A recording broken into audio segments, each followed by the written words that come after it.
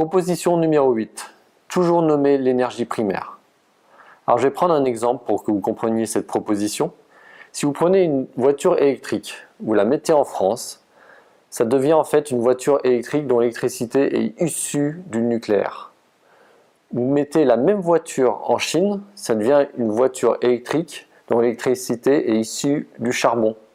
Cette même voiture, vous la mettez en Allemagne. Dans la majorité des cas, ce sera une voiture électrique dont l'électricité est issue du charbon. Et si par exemple vous êtes une personne qui voulait recharger votre voiture que quand il y a du vent, ce sera une voiture électrique dont l'électricité est issue de l'éolien. Là par exemple, je vous mets un exemple que j'ai trouvé amusant. Donc vous avez une voiture, une BMW qui est une voiture électrique. La personne n'ayant pas accès finalement à une électricité juste à côté, met un groupe électrogène. Et donc là vous avez par exemple une voiture électrique dont l'électricité est issue du pétrole. Donc vous voyez qu'il est important finalement de toujours nommer l'énergie primaire pour bien se rendre compte si la solution est bonne entre guillemets pour l'environnement ou non.